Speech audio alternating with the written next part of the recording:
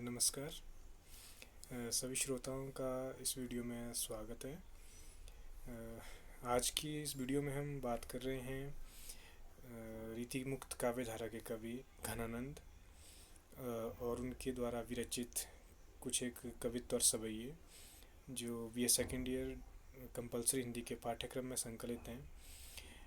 इन कवित्व सवैयों की हम आज व्याख्या करने जा रहे हैं। पिछली वीडियो में हमने घनानंद के ऊपर उनके व्यक्तित्व कृत और उनकी काव्यगत विशेषताओं के ऊपर विस्तार से बात की थी। तो आज हम इस वीडियो में उनके जो कुछ एक कवित्व और सवैये हैं, 3 कवित्व हैं, 3 सवैये हैं जो आपके पाठ्यक्रम में संकलित है, उनकी व्याख्या किस प्रकार करनी है वो हम इस वीडियो में आज जानेंगे। तो सबसे पहले आपको पता होना चाहिए जो कवित्व और सवैया है ये एक छंद है। कविता जो छंदबद्ध होती है उसमें जो वर्णिक छंद है वो कवित्व सवैया है, जिसमें रीतिकाल के अधिकांश कवियों ने काव्य रचना की है। तो हम शुरू कर रहे हैं। जो पहला सवैया है, इस सवैये में जो है वो जो प्रेम है, रीतिकालीन जितना भी जो साहित्य है, जैसे मैंने पिछली वीडियो में भी बात की थी कि पूरा जो साहित्य है वो श्रृंगारी है, श्रृंगार रस प्रधान है। रीतिकाल में जितना भी साहित्य रचा गया उसका जो मूल जो विषय है वो श्रृंगार है। इसी श्रृंगारिकता को देखते हुए जो विश्वनाथ प्रसाद मिश्र है उन्होंने रीतिकाल का नामकरण श्रृंगार काल भी किया हुआ है। तो जैसे इस जो ये प्रस्तुत आपको सवैया आपके स्क्रीन पर डिस्प्ले हो रहा है, इस सवैये में जो प्रेम की 2 दशाएं हैं, एक संयोग है, एक वियोग है, हम पहले भी बात कर चुके हैं। तो उन दोनों दशाओं का एक तुलनात्मक अध्ययन, एक कंपैरेटिव स्टडी यहाँ पे कवि कर रहे हैं कि जो संयोग की दशा है उसमें प्रेमी क्या महसूस करते हैं और जो वियोग की दशा है उसमें प्रेमी क्या महसूस करते हैं। तो यही चीज़ हम इसमें जानेंगे। जो प्रेम के दोनों पक्ष है, संयोग और वियोग, उसके बारे में हम इसमें जानेंगे। तो जैसे मैंने पहले भी कहा था थोड़ा जैसे जो पढ़ने का जो उद्देश्य है, रीतिकाल का जितना भी साहित्य है उसका जो मूल है वो श्रृंगार, प्रेम, नायिका भेद है। तो मैंने पहले भी कहा था कि जो प्रेम है वो मनुष्य के मन का एक सात्विक भाव है, या यूँ मैं कहूँ वो अतिशयोक्ति नहीं होगी कि जो संपूर्ण सृष्टि को अगर किसी ने जोड़ा हुआ है, एक व्यक्ति को दूसरे व्यक्ति से अगर किसी ने जोड़ा है तो वो प्रेम भाव ही है, जो हमारे मन का एक बहुत ही सात्विक भाव है।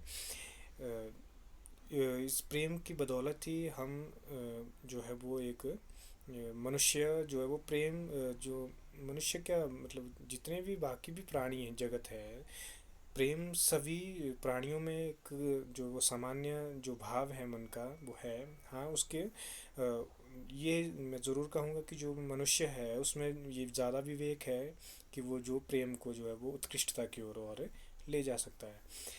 तो ये उसी श्रेणी का, उसी कैटेगरी का एक सवैया आपको लगा है जिसमें प्रेम के महत्व को, उसके संयोग और वियोग की दशाओं को कवि ने इस सवैये के माध्यम से स्पष्ट किया है। तो हम शुरू कर रहे हैं। जो पहली पंक्ति है वो है, तब तो छवि पीवत जीवत है, अब सोचन लोचन जात जरे, हितपोष के तोष सुप्राण पले, बिललात माँ दुख दोष भरे। थोड़ा जो भाषा है वो ठेठ ब्रज भाषा है। जैसे मैंने पहले भी बात की थी कि जितना भी रीति साहित्य वो ब्रज भाषा में लिखा गया। तो ब्रज भाषा के जो पहले आपको शब्दों के अर्थ समझने होंगे। तो मैं शुरू कर रहा हूँ।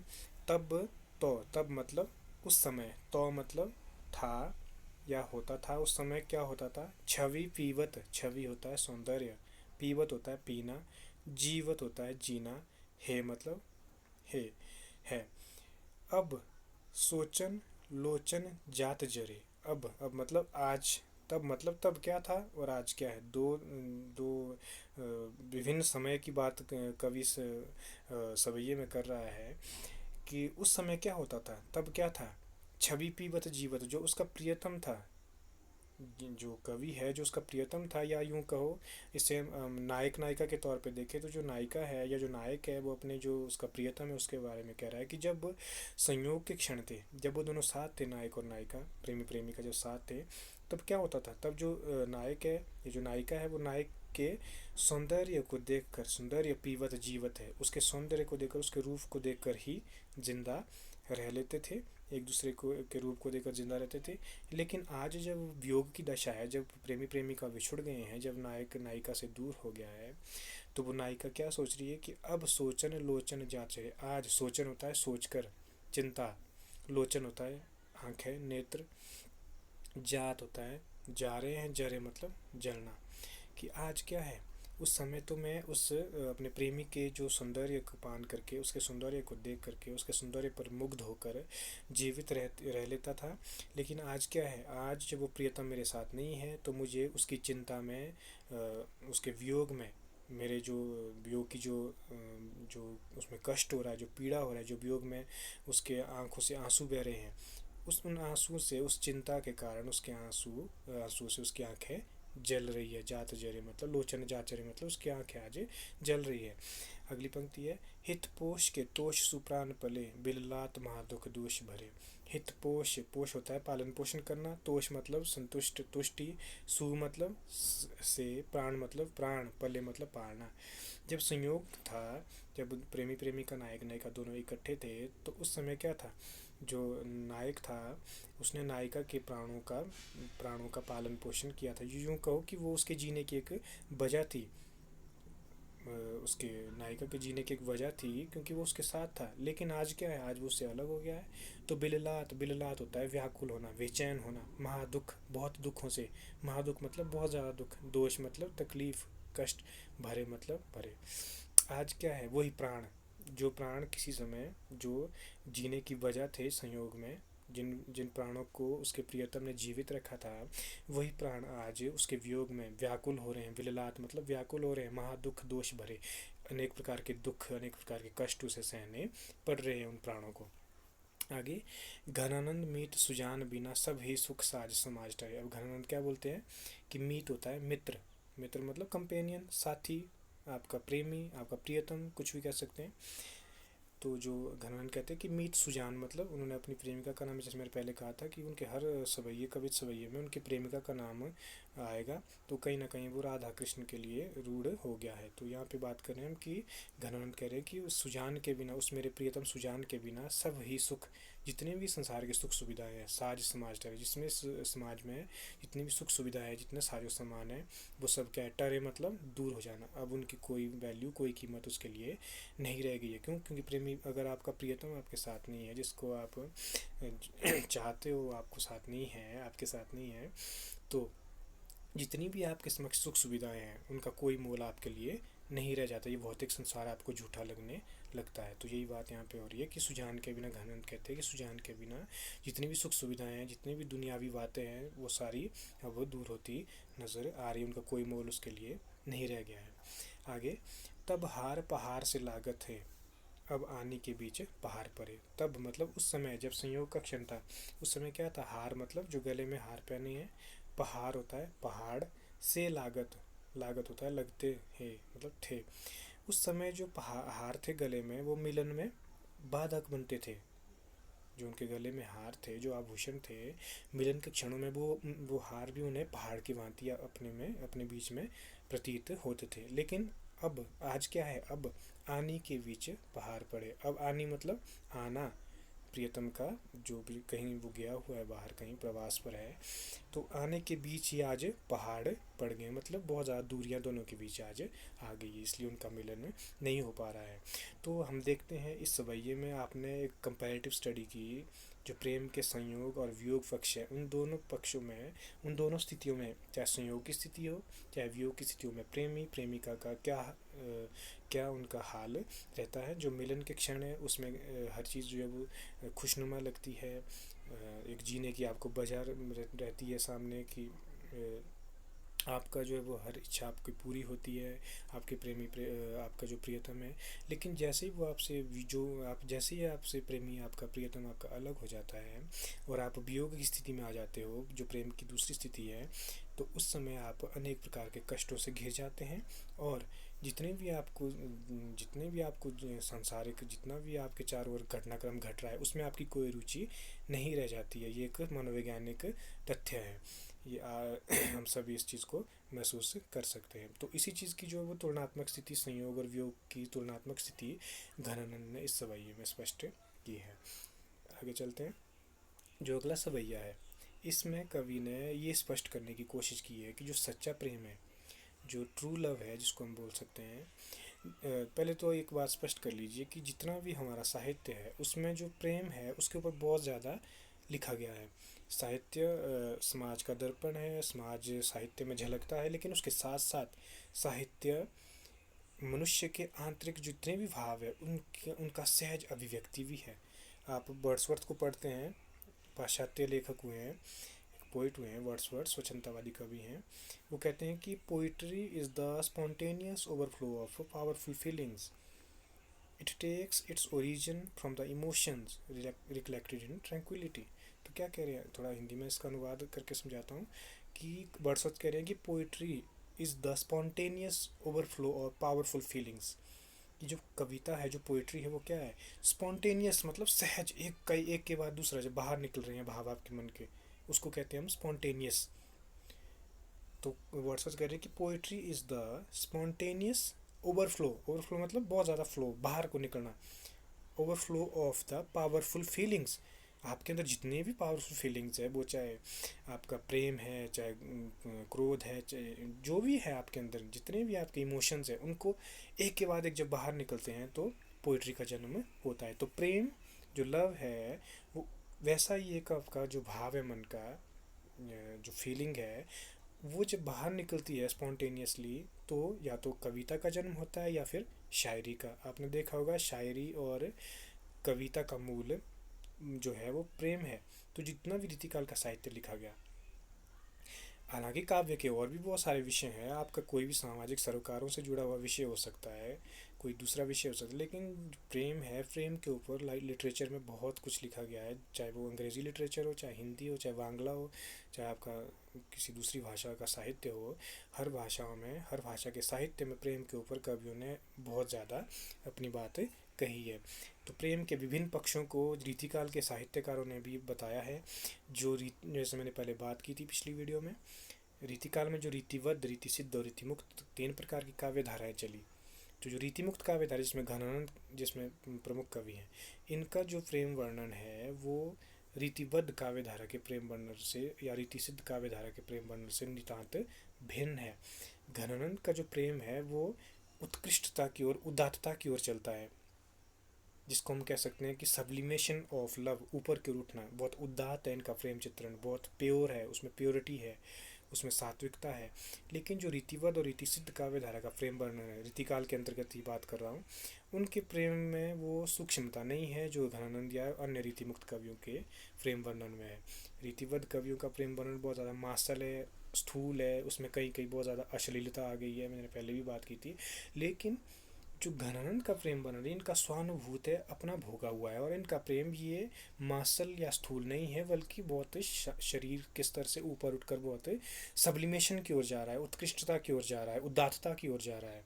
तो इसी श्रेणी का ये जो प्रस्तुत सवैया आपको लगा हुआ है, इसमें जो प्रेम की जो कसौटी है, सच्चे प्रेम की कसौटी क्या है, वियोग, विरह, उस स्थिति को समझाया गया है इस सवैये के माध्यम से। तो हम पढ़ना शुरू करते हैं।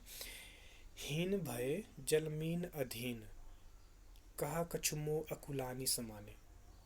थोड़ा समझ लीजिए, हीन का अर्थ होता है, हीन बस होता है तुच्छ, निकृष्ट, लेकिन यहाँ पे इसका अर्थ है अलग होना। भय मतलब होना, जल मतलब पानी, मीन मतलब मछली, अधीन मतलब किसी के अधीन। जो एक मछली और पानी का रूपक यहाँ पे बांधा हुआ है, स्थिति को स्पष्ट करने के लिए जो कवि कहना चाह रहा है वो ध्यान से सुनना है कि जो मछली है, जब तक वो पानी के अधीन है, जब तक उसके नियंत्रण में, जब उसके अंदर है वो, तब तक वो जीवित है। यहाँ पे कवि ने जो पानी और मछली को उनको प्रेमी प्रेमिका के रूप में चित्रित किया है, पहली बात। तो जब तक मछली जो है वो पानी के बीच में है, पानी के साथ है, तब तक वो जीवित है।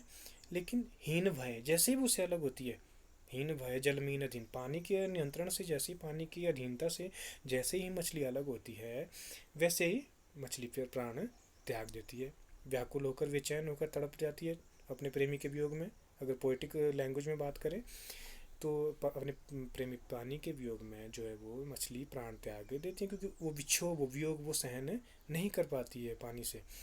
तो कह रहा है कि जो उसकी जो बेचैनी है, उसकी जो व्याकुलता है पोइट कह रहे हैं, कवि कह रहे हैं, कहा कछु मोह अकुलानी समाने। कहा मतलब कहाँ, कछु मतलब कुछ भी, मोह मतलब मेरी, अकुलानी मतलब व्याकुलता, बेचैनी, समाने मतलब समान। उसकी जो बेचैनी उस मछली की, उसकी जो व्याकुलता है वो मेरी व्याकुलता के सामने कुछ भी नहीं है। ये कवि इसमें कहना चाह रहा है। क्यों कह रहा है ऐसा, वो आगे स्पष्ट करेंगे। क्यों? क्योंकि जो मछली है वो पानी से अलग होते ही, जैसे ही वियोग अभी जब तक वो संयोग में थी तब जीवित थी। पहले दो में, पहले सवैये में भी यही बात की हमने कि वहाँ भी जो है उसके प्राण जीवित थे जब वो संयोग में थे, लेकिन जैसे ही अलग हुए वैसे ही प्राण क्या हो गए, वे चैन हो गए। तो यहाँ भी यही चीज़ है, जब तक मछली संयोग की स्थिति में है, संयोग की दशा में है, तब तक वो जीवित है। जैसे ही वियोग की स्थिति में आती है मछली प्राण त्याग देती है, बेचैन होकर, व्याकुल होकर, तड़प कर। लेकिन यहाँ पे जो कवि है वो कह रहा है कि उसकी व्याकुलता, उसकी बेचैनी मेरी व्याकुलता के आगे कुछ भी नहीं है। क्यों? क्योंकि घनानंद या जो पोइट है या जो नायक है वो क्या कह रहा है कि जो नायक है, जो अपनी प्रेमिका से, अपनी नायिका से अलग हुआ है, वो उस वियोग में, उस विछोह में बेचैन और व्याकुल होकर प्राण नहीं त्याग रहा है। क्यों? आगे देखो, नीर स्नेही को लाए कलंक, निराश हवे कायर त्यागत प्राणे। नीर मतलब पानी, पानी का पर्यायवाची है नीर। स्नेही मतलब प्रेमी, को मतलब को, लाए मतलब लगाना, कलंक मतलब कलंक, किसी को कसूरवार ठहराना। निराश मतलब निराश, हवे मतलब होकर, कायर मतलब कायर, कवर्ड, त्यागत मतलब त्यागना, प्राण मतलब प्राण। तो मछली की बात करिए, वो क्या कर रही है, अपने प्रेमी को, अपने प्रेमी जल को, पानी को लाए कलंक, कलंक लगा रही है उसको, है ना, उसको कसूरवार ठहरा रही है कि तू मुझसे अलग हुआ। इसलिए वो क्या करती है, निराश हवे, निराश होकर, वियोग में निराश होकर, अपने प्रेमी से अलग होकर निराशा के साथ कायरों की भांति त्यागत प्राणी, अपने प्राण त्याग देती है कायरों की तरह। वो कायर है वो मछली, वो फाइट नहीं कर रही है। क्यों? जैसे मैंने पहले कहा कि जो प्रेम है, जो सच्चा प्रेम है, उसकी कसौटी क्या है, उसकी कसौटी है विरह, वियोग की दशा। आपका प्रेम सच्चा है या झूठा, उसकी पहचान कब होती है, वियोग में। अगर आप वियोग की उस दुख को, उस तकलीफ को, उस पीड़ा को झेल लेते हो तो निश्चय ही आपका प्रेम सच्चा है और आप एक सच्चे प्रेमी है। ये कवि यहाँ पे कहना चाह रहा है। प्रीति की रीति सु क्यों समझे जड़। प्रीति मतलब प्रेम, की रीति क्या रीत है प्रेम की, सु क्यों, सु मतलब वह, क्यों मतलब कैसे, समझे मतलब समझे, जड़ मतलब मूर्ख, कि वो मूर्ख मछली प्रेम की रीति को नहीं समझती है। प्रेम की रीति क्या है कि जो विरह में भी सरवाइव करे, विरह में भी जिए, विरह के साथ दुखों को झेले, और उसके बाद अपन कहीं ना कहीं एक उसके मन में आशा हो कि वो कहीं ना कहीं अपने प्रेमी से उसका मिलन होगा। तो वो है प्रेम की रीति। लेकिन वो मछली से नहीं समझती है, वो प्राण त्याग देती है। मीत के पानी परे को प्रमाणे, मीत मतलब मित्र या साथी या कंपेनियन, जैसे मैंने पहले कहा प्रियतम। पानी परे को प्रमाणे, प्रमाणे मतलब प्रमाण, सबूत। तो वो मछली क्या मानती है कि जब तक मैं अपने प्रेतम के साथ हूँ तभी तक मेरा जीवन है, जैसे ही मैं अलग हो जाती मेरा जीवन का कोई उद्देश्य नहीं है, वो कायरों की भांति प्राण त्याग देती है।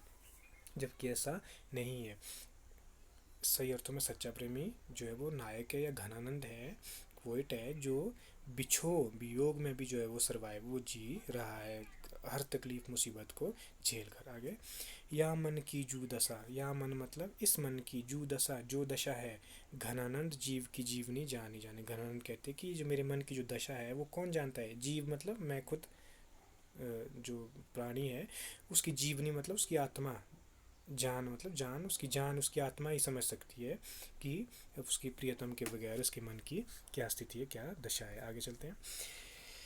झलके, ये जो सवैया है इसमें जो है वो नायिका का जो वयसंधि है, वयसंधि होता है जब वो स्थिति, वो स्टेज व्यक्ति के जीवन की, जब बचपन जो है वो पूरी तरह से ना गया और इधर से किशोरावस्था ने भी दस्तक देना शुरू कर दी। वो जो संधि होती है उसे वयसंधि कहा जाता है साहित्य की भाषा में।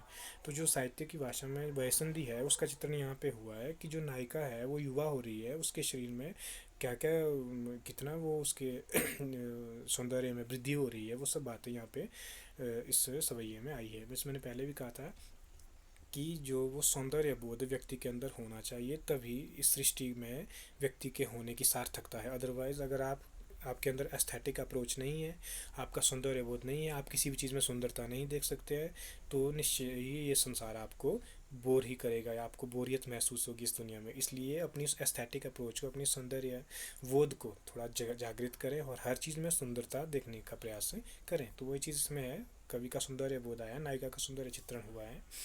झलके अति सुंदर आनन गौर, झलके होता है झलकना, लगना, अति सुंदर बहुत सुंदर, आनन होता है चेहरा, गौर मतलब गोरा। जो नायिका का जो गौर गौर मुख है, जो गोरा चेहरा है, गौर वर्ण है, गौर वर्ण का जो उसका शरीर है वो बहुत ज़्यादा सुंदर है लगता है। छके दृग, छके होता है तुष्ट, सेटिस्फाई जिसको बोल सकते हैं। दृग होता है आंखें, राजत होता है शोभा देना, काननी मतलब कानों को, छवे मतलब छूना। उसकी जो आंखें हैं वो प्रेम में पगी हुई है, प्रेम में वो मतलब डूबी हुई है, और उसकी आंखें ऐसी लग रही, इतनी शोभा दे रही है जैसे वो कानों को छू रही है। मतलब उसके कटाक्ष नायिका के बताए गए हैं, पता नहीं किस तरह से नायिका देख रही है, अपने इस कटाक्ष चला रही है तो वो कानों को छूती हुई है, उसकी आंखें उसे प्रतीत हो रही है। हंसी बोलन में छवि फूलन की वर्षा, हंसी बोलन में जब वो हंसकर बोलती है, बोलन मतलब बोलती है, मैं छवि फूलन की वर्षा, छवि मतलब सौंदर्य, बहुत सुंदर लगती है जब वो हंसते हुए बोलती है। ऐसा लगता है जैसे फूलन की वर्षा उड़ ऊपर जाती है हवे, फूलन मतलब फूल, की वर्षा मतलब की बारिश, फूलों की बारिश, उड़ होता हृदय, ऊपर मतलब ऊपर, जाती है हवे मतलब हो रही है। जब वो हंसते हुए नायिका बात कर रही है इस वयसंधि में, युवावस्था में, तो ऐसा लग रहा है कि जो देखने वाला है उसके हृदय पर फूलों की वर्षा हो रही हो। लट लोल कपोल कलोल करे, अनुप्रास अलंकार है। कलकंठ वनी जल जावली द्वे, लट लोल, अब उसके शारीरिक सौंदर्य का चित्रण है कि लट लोल, लट होता है बाल, बाल आपके सिर के बाल, लोल होता है चंचल, कपोल होता है गाल, कलोल होता है, ये कलोर नहीं शब्द, ये कलोल है, इसमें गलत प्रिंट हुआ है। कलोल होता है क्रीड़ा करना। तो जो उसकी जो नायिका की जो लटें हैं वो उसके बालों पर क्रीड़ाएं करिए, और लोल है वो चंचल है, वो चंचल मतलब हवा से वो कभी इधर हिल रही है कभी उधर जा रही है। तो वो जो चंचल लटें हैं उसके चेहरे पर, वो हमारा ऐसा लग रहा है जैसे उसके गालों पे, उसके चेहरे पर क्रीड़ाएं कर रही हैं। कलकंठ, कल होता है सुंदर, कंठ मतलब गला, बनी जल जावली द्वय, जल जावली मतलब दो शब्दों के मेल से बना है। जलज जमा अवली, जलज होता है जो पानी से पैदा हुआ है, जल में जो जन्मा है। जलज शब्द कई चीज़ों के लिए प्रयोग होता है, जो भी पानी में जन्मा है, जैसे कमल के लिए भी प्रयोग होता है, मोती के लिए प्रयोग होता है। तो यहाँ पे इसका अर्थ हम कमल नहीं लेंगे बल्कि क्या लेंगे, मोती, जो जल में निकलता है, पानी में निकलता है, समुद्र से निकलता है। तो जो उसके गले में, उसके सुंदर गले में क्या है, जल जावली तो है, दो मोतियों की मालाएं उसके गले में सुशोभित है। अवली होता है पंक्ति, ठीक है, जब दीप जमा अवली, दीपावली, दीपों की पंक्ति, इसी तरह से जलज जमा अवली, मोतियों की पंक्ति मतलब एक माला, दो मालाएं उसके गले में सुंदर दिख रही है। अंग अंग तरंग उठे द्युति की, अंग अंग मतलब अंग अंग से, शरीर के प्रत्येक अंग प्रत्यंग से, तरंग मतलब लहर, उठे मतलब उठ रही है, द्युति मतलब सुंदरता, ठीक है, चमक, आभा, सौंदर्य की जो आभा है वो नायिका के अंग अंग से उठ रही है। परी है मनो रूप अवय धर चवे, परी है, परी है मतलब पढ़ता है, जान पड़ता है क्या, मनो मतलब मानो, रूप मतलब सौंदर्य, अभय मतलब अभी, धर मतलब धरती में, चवे मतलब चूना, टपकना। ऐसा लग रहा है कि उसके जो अंग अंग से सौंदर्य की जो कांति उठ रही है, जो आभा उठ रही है, ऐसा लग रहा है कि उसका जो रूप है, उसका जो सौंदर्य है अभी धरती में टपक पड़ेगा, धरती में चू पड़ेगा पानी की तरह, ठीक है। तो मतलब बोलने का मतलब है कि सवैये में नायिका का जो सौंदर्य चित्रण है उसका वर्णन कवि ने रीतिकालीन पद्धति पर किया है। आगे चलते हैं। अंतर उदेग दाह आंखिन प्रवाह आंसू, अंतर मतलब अंदर, हृदय में, मन में, उद्वेग मतलब बेचैनी, दाह मतलब जलना, अंदर क्या है उसके हृदय में, वियोग वर्णन है, विरह की स्थिति का वर्णन हुआ है कि जो प्रियतम के वियोग में जो नायिका है या जो नायक है उसके मन में क्या है, बेचैनी की आग जल रही है, दाह होता है जलना, ठीक है, उद्वेग मतलब बेचैनी, अंतर मतलब अंदर, अंदर उसकी आग जली हुई है, बेचैन है, बहुत तकलीफ हो रही है, जलन हो रही है उससे बेचैनी से। और दूसरी ओर आंखिन प्रवाह आंसू, और आंखों से आंसुओं का प्रवाह, आंसुओं की बरसात चली हुई है। ये विरोधाभास अलंकार है, इसे ध्यान देना, जब दो विरोधी चीज़ें एक साथ आती है, ठीक है, उनमें कोई संगति ना हो, असंगत चीज़ें हो दोनों, तो वहाँ पे विरोधाभास अलंकार होता है। उदाहरण के लिए जैसे अंदर आग जली है और यहाँ से बारिश हो रही है, दोनों परस्पर विरोधी हैं, ठीक है। जब आग जल रही है तब बारिश नहीं हो सकती, तब जलन ही होगी, ठीक है। तो ये दो चीज़ें हो रही, विरोधी चीज़ें हैं, तो विरोधाभास अलंकार है। अब देखिए अटपटी चाह भीजनी दहनी है, देखिए अटपटी, कहते बहुत अटपटा है ये जो मैंने देखा, अंदर आग जल रही है, आंखों से बारिश की बरसात हो रही है, आंसू की बरसात हो रही है। चाह मतलब प्रेम, भीजनी मतलब भीगना, दहनी मतलब जलना। कितने बड़ा अजीब, बड़ा अटपटा है ये प्रेम में, भीगना जलना। एक ओर से मैं जल रहा हूँ और दूसरी ओर से उसके प्रभाव से मैं भीग रहा हूँ, ठीक है, विरोधाभास है। सोईबो न जागिबो हो, ना मैं सो सकता हूँ ना मैं जाग सकता हूँ प्रियतम के वियोग में। सोईबो मतलब सोना, जागिबो मतलब जागना। ना मुझे नींद आती है ना मुझे जाग आती है। हंसीबो ना रोईबो, ना मुझे हंसी आ रही है ना मुझे रोना आ रहा है। खोई खोई आप ही मैं चटक हलनी, चटक लहनी है। खोई खोई मतलब पुनरुक्ति प्रकाश अलंकार है कि मैं अपने में ही खोई रहती हूँ। नायिका कह रही है प्रियोतम के वियोग में मैं अपने में ही खोई रहती हूँ। मैं चटक लहनी है, चटक लहनी होता है धोखा देना। ऐसा लगता है कि मैं खुद को ही धोखा दे रही हूँ, खुद को ही जो है वो छलावा में रख रही हूँ। जान प्यारे प्राणनी वसत पे आनंद घन, आनंद घन मतलब आनंद के बादल, जो आनंद के बादल है उसे आनंद घन कहते हैं। कि वो क्या है, जान प्यारे प्राणनी वसत, जो मेरे प्रियतम है वो मेरे जान से भी प्यारे हैं। प्राणनी वसत, और वो मेरे प्राणों में बसते हैं। वो कैसे आनंद के बादल है, ठीक है। विरह विषम दशा मूक लोक, यानी जो विरह मतलब वियोग की जो दशा है, विषम मतलब अजीब अटपटी, जो वियोग की बड़ी अटपटी दशा है, इधर आग जल रही है दिल में और आंखों से जो है वो आंसुओं की बरसात हो रही है। जो अटपटी दशा है ये कैसी है, दशा मतलब दशा है।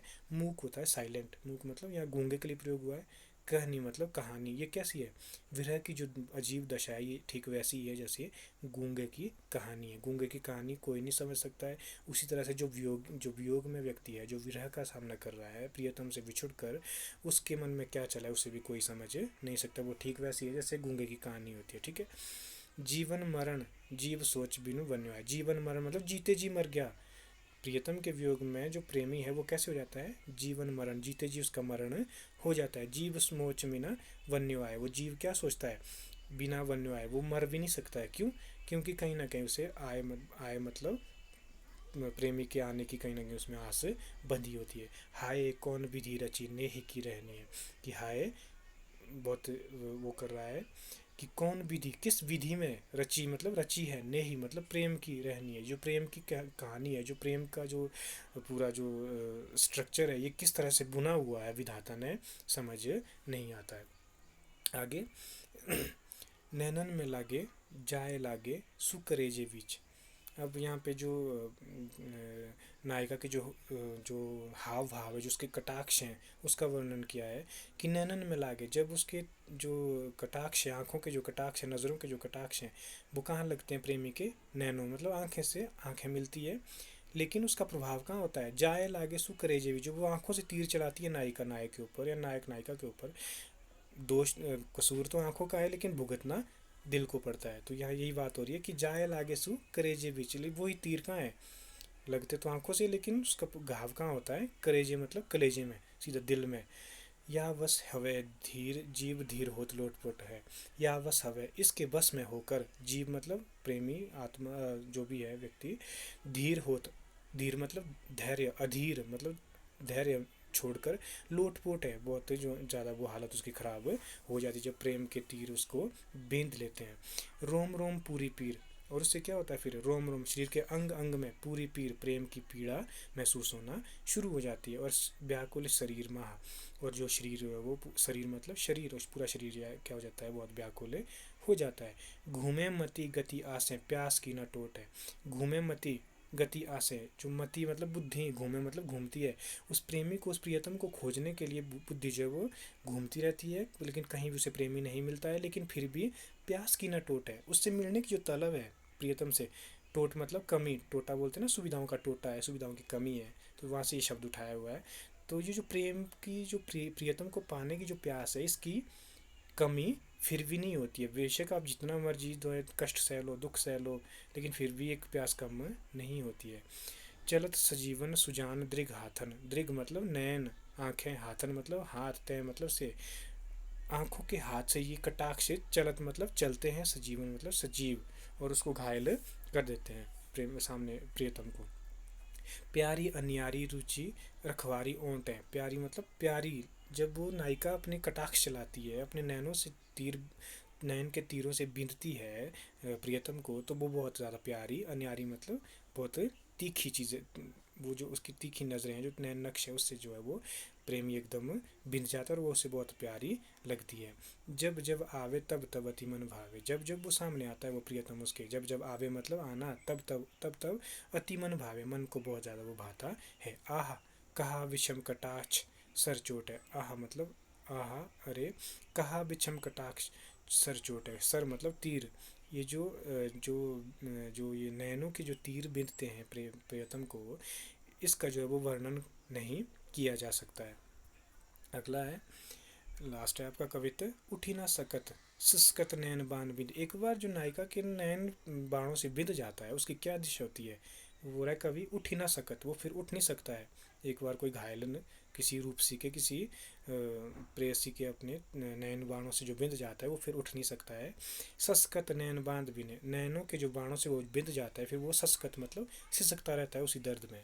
इते हुपे विषम विषाद जुरलू भरे, इते हुपे विषम, इते हुपे मतलब इतने पर ही जो है वो बस नहीं हो जाता है, जो है क्या होता है आगे, विषाद जुर लू बरे, वो व्यक्ति क्या है, वो प्रेमी क्या है, वो प्रियतम क्या है, उसके बाद जब प्रेम उसको हो जाता है तो वो क्या होता है, विषाद होता है, दुख, जुर मतलब ज्वर बुखार, लू मतलब गर्मी, वो दुख के ज्वर से जो गर्मी पैदा होती है उससे वो बरे मतलब जलता रहता है, मतलब बहुत ज़्यादा तकलीफ होती है उससे, है ना।